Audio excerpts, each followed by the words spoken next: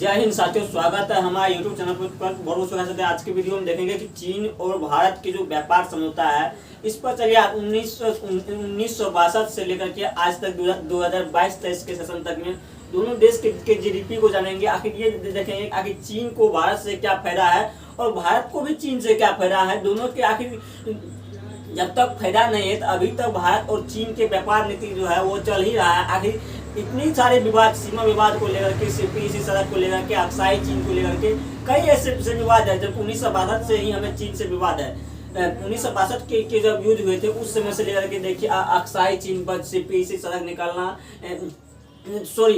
PoK में CPEC सड़क निकालना, अक्साई चीन पर कब्जा करना, ये सारे मुद्दे होने के बावजूद भी हमारे भारत और चीन के जो व्यापार है वो अभी तक नहीं रुका है और शायद हमें नहीं लगता है कि अब व्यापार रुकेगा। क्योंकि देखिए कि चीन को भी भारत से जरूरी है। जो सामान खरीदना है वो महंगे दामों में खरीदते हैं, तो स्वाभाविक है। और कोई भी देश, हमारा दुश्मन देश भी अगर हमसे महंगे दाम में अगर हमसे सामान खरीदेगा, अगर उससे हम जो फायदा होगा जरूर हम उसे बेचेंगे। तो वही कारण है कि चीन से भी प्रोडक्ट, हालांकि भारत सरकार ने कुछ अच्छे काम भी किए हैं, जो कि जैसे कि चाइनीज कुछ ऐप है, उस ऐप पर भी बैन लगाया है। चीन से आने वाले जितना भी पटाखे हैं वो सब पर धीरे धीरे उस पर रोक लगाया जाता है। लेकिन कुछ वस्तु ऐसे हैं जिन्हें जानकर भी हम नहीं लगा सकते हैं रोक। आज इस बात को जानेंगे आखिर चीन और भारत की जो आर्थिक नीति है, इनमें देखिए 1962 के युद्ध हुए थे, तो 2016 के लीजिए 1962 में भारत चीन जो है युद्ध हुए थे। उस समय में चीन का उतना आर्थिक व्यवस्था सही नहीं थे। उसको जो है चीन को जो है ये अमेरिका साथ दे रहे थे। लेकिन चलिए यहाँ पर 2016 की बात लेते हैं, यानी हाल फिलहाल का बात लेते हैं। 2016 में चीन की अर्थव्यवस्था इतनी चौपट थी, पूरी दुनिया में जो है चीन किसी नंबर पे नहीं थे अर्थव्यवस्था के माध्यम से।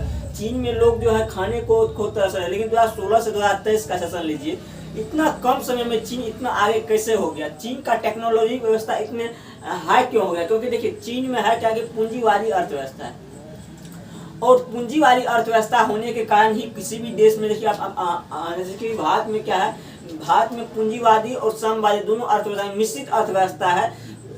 लेकिन वहाँ पर क्या है, पूंजीवादी अर्थव्यवस्था। किसी भी देश को और आप जो है व्यापारिक क्षेत्र में अगर बढ़ाना चाहते हैं, टेक्नोलॉजी के क्षेत्र में बढ़ाना चाहते हैं, देश को आर्थिक रूप से, खास करके जो है ये पूंजीवादी अर्थव्यवस्था जो है ये बहुत बड़ा भूमिका रोल अदा करते हैं किसी भी देश को जो है आर्थिक रूप से मजबूत करने में। तो वहाँ पर देखिए सबसे मुख्य कारण तो हमें यही है कि वहाँ पर पूंजीवादी अर्थव्यवस्था। दूसरी बात देखिए, वर्ष 2020 से 2021 में 21 से 22 में 20 से 21 और 21-22 में इसके सेशन में भारत में आयात में चीन की हिस्सेदारी में 16.53% थी। यानी कि भारत के आयात में चीन की हिस्सेदारी है, चीन से जो आते थे वो 16.53% यानी कि 16.53% थी और 15.43% के उच्च स्तर तक पहुंच गई थी। उनके कॉर्पोरेशन माध्यम में राज्य मंत्री, कॉर्पोरेशन के माध्यम में राज्य मंत्री राव इंद्रजीत सिंह ने लोकसभा में बताया, राव इंद्रजीत सिंह ने लोकसभा में बताया था कि लोकसभा में 3560 ऐसी कंपनियां हैं जिसे चाइनीज डायरेक्टर, यानी कि भारत में कुछ 3560 कंपनियां ऐसी है जो कि चाइनीज डायरेक्टर जो है उन्हें देख रेख करते। उन्होंने बताया कि 174 कंपनियां ऐसी भी है जो चाइनीज है, यानी विदेशी कंपनी है, वो भारत में रह गए हैं, जो यहाँ से रजिस्ट्री ले लिया। यानी कि देखिए चीन, एक समय था कि चीन से कंपनियां भाग करके दूसरे देश जा रहे थे। यानी चीन कंपनियां भी चाहते हैं उन्हें जहां जाने से, देखिए अभी धीरू भाई अंबानी, मुकेश भाई अंबानी, इसका कंपनियां अभी विदेश में भी चल रहे हैं, अमेरिका में, भूटान में, चीन में, आयरलैंड में, ये सभी देश में जो है ये सब कंपनियां लगाते हैं। तो वहाँ चाइनीज कंपनी जो है 174 कंपनियां ऐसी थी जो कि चाइनीज कंपनी भारत में आकर वो अपना रजिस्टर करवा लिए थे। 3560 ऐसी कंपनियां जिसमें चाइनीज, जिनका डायरेक्टर थे वो चाइनीज थे।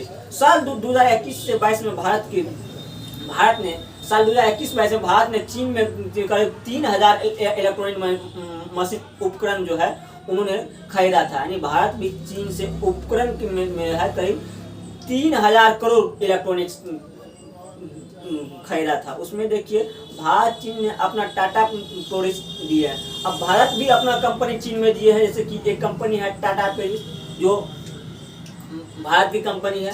2016 में नाम मात्र जीडीपी, यानी कि चीन का जीडीपी जो है 2016 में एक नाम मात्र जीडीपी रह गया था, लेकिन अभी देखिए अभी पूरा दुनिया पर राज करे। इसे का टेक्नोलॉजी एक माइंडेड बिजनेस क्या होता है, बिजनेस होता है जिसके पास एक माइंडेड गेम है, जो माइंडेड गेम को अच्छा से चला पाया, नहीं पैसे से पैसा कमाने के लिए सीख गया, वो आज दुनिया देखिए। जिस खिलौना को आज हम यहाँ पर खेल रहे हैं, जिस उम्र में बच्चा खिलौना खेलते हैं, उसी उम्र में जो है वो पूंजीवादी अर्थव्यवस्था में वो उसी उम्र के बच्चा जो वहाँ पर खिलौना को बना रहे हैं। उनका चीन की वार्षिक आय जो है, अब चीन और भारत की वार्षिक आय क्या है, तो 2022 का तुलना अनुसार, सन 2022 के तुलना अनुसार चीन के वार्षिक आय जो है 17,440 करोड़ रुपया डॉलर थे। उनके बाद देखिए भारतीय, अब देखिए भारतीय क्या क्या थे, तो भारत के लगभग जो है 2022 और 23 में 1.72 लाख पहुंच चुके थे। यानी कि भारत, हालांकि चीन वहां पर चीन देगा। अब इसको ये बात की समझिए, चीन शुरू से ही अमीर नहीं है। 2016 में चीन की आर्थिक व्यवस्था जो है नामो निशान मिट गई थी। उनके बाद 2016 से चीन इतना डेवलप किया कि आज पूरी दुनिया पर राज कर रहे हैं। हालांकि फिर भी हमें देखिए हम चीन से किस क्षेत्र में ताकतवर है, इस बात को आज समझिए। आखिर हम देखिए है कि दूसरे दुश्मन के अगर दुश्मनी को आप कमजोरी को अगर पकड़ लेते हैं, उन्हें जो है उन्हें पछाड़ने में महत्व, यानी चीन अपना प्रोडक्ट बना लेता है कि पूरी दुनिया में उन्होंने सेल किस तरह से करते हैं।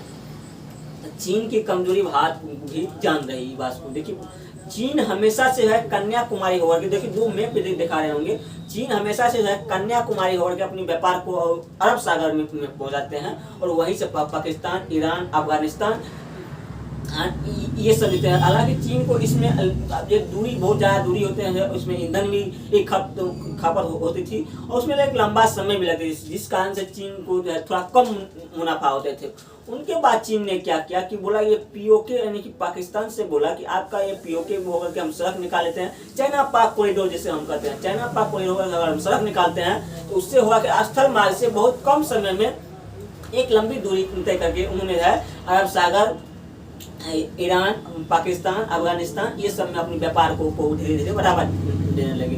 हालांकि चीन और रशिया के से भी 1962 से ही चीन पाकिस्तान, अमेरिका मिलकर के भारत के विरुद्ध जब युद्ध कर रहे थे, इस बात को थोड़ा सा समझिए, युद्ध कर रहे थे उस समय में रशिया भारत के साथ थे, और भारत के साथ हमेशा एक 15 महीना रोज वहाँ पर चीन के खिलाफ उन्होंने मजबूती से लड़ाई लगे। हालांकि चीन और रशिया में भी एक शीत युद्ध अगर चलिए 1962 से ही कई देश ऐसे हैं जो कि जिसे आंतरिक एक शीत युद्ध चल रहा है। शीत युद्ध वो होता है कि उसमें न लड़ाई होगा, लेकिन आंतरिक एक दूसरे देश से जो है एक दुश्मनी रहता है, उन्हें व्यापार के रूप में कैसे तोड़ा जाए, उन्हें व्यापारिक रूप में कैसे कमजोर किया जाए, उनके क्षेत्र पर कैसे अपना अधिकार किया जाए, ये एक होता है कि एक शीत युद्ध होते रहता है। उसके बाद देखिए तो रूस तो अपने आप में एक पावरफुल देश है, लेकिन देखिए बात वहाँ नहीं है। बात 1962 में जब चले आए थे,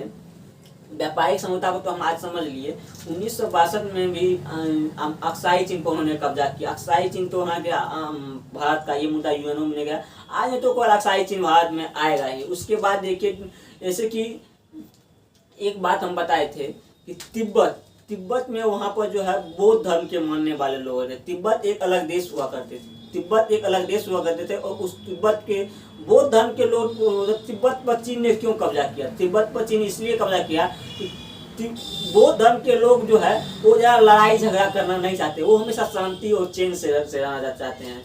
इसी कारण से उन्होंने तिब्बत को अपना कब्जा करके बोला कि तिब्बत जो है चीन के आंतरिक मामला है, जबकि तिब्बत एक अलग देश है। उस पर भी कहीं यूएनओ और ये संयुक्त राष्ट्र अमेरिका पर इस पर एक्शन लेना चाहिए कि तिब्बत एक अलग देश हुआ करते थे। जब उन्होंने दूसरे देश को नियम का था, यूएनओ का नियम था, अगर आप किसी देश को जबरदस्ती हमला करते हैं, उन्हें व्यापारिक रूप से जो है पूरी दुनिया जो उन्हें बैन लगाई, जिस कारण से जैसा बैन जो है पाकिस्तान के साथ लगा था, जो उसी तरह से अगर चीन पर पूरी दुनिया व्यापारिक बैन लगा देती है तो फिर चीन को जो है जीना मुश्किल हो जाएगा। आपकी क्या राय है कमेंट में बताइए। तब तक के लिए जय हिंद, जय भारत, वंदे मातरम।